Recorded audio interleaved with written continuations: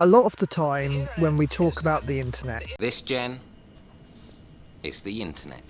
we talk about the innovations, we talk about the improvements, the progress. But what about the pathology? A warning that this next segment contains sensitive content. Fears of online radicalization. Tomorrow is the day of retribution. And they found at least 45 deaths by suicide in multiple countries linked to the site. They are hackers on steroids.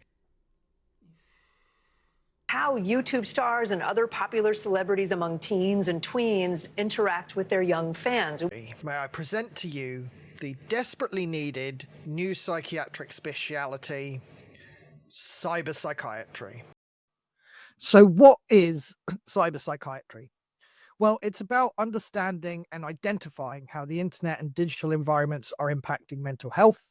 And it's about recognizing that our patients are now living considerable parts of their lives in online spaces, and that those spaces shape how they think, how they feel, and ultimately how they behave. So broadly speaking, there are 5 key aspects to this.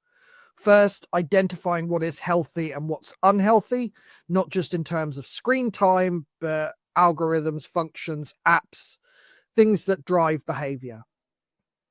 Second, we need to examine how digital environments impact mental health, the way design, feedback loops, and exposure affect a person's well-being. Third, it's about exploring how mental illness presents online and how this could one day become part of diagnostic criteria.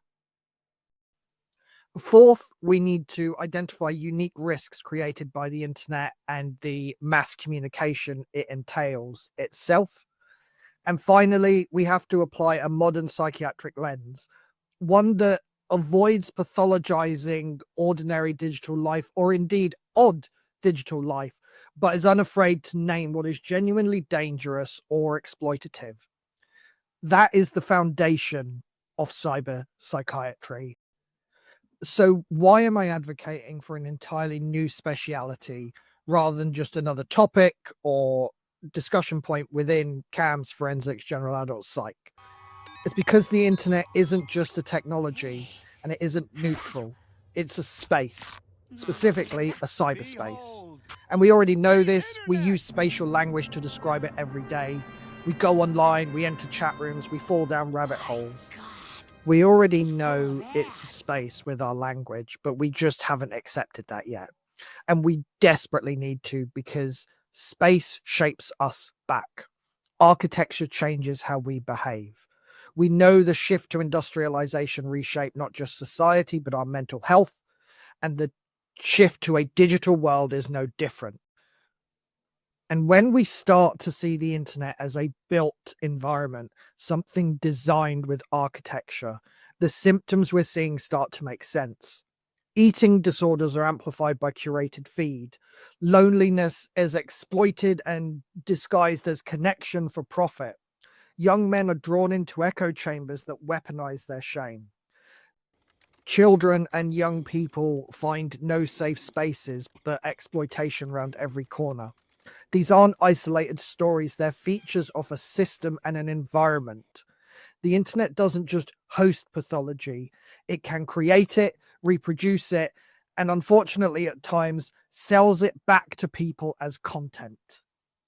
Despite cyberpsychology having been around for decades and the idea of internet addiction having been quantified in 1995, this is still not an integral part of clinical assessment. We ask about sleep, appetite, voices, but not about algorithms and platforms. We treat the presentation while ignoring a potential environment it has grown and developed in. That is the gap that cyberpsychiatry exists to close. This isn't about gadgets or hype or apps or new innovations. It's about recognizing a reality that our patients are already inhabiting. If psychiatry doesn't evolve to meet the digital connection, we are leaving patients there alone in a world that never stops watching, shaping, and selling to them. Cyberpsychiatry is inevitable. It's just about how soon we accept the reality.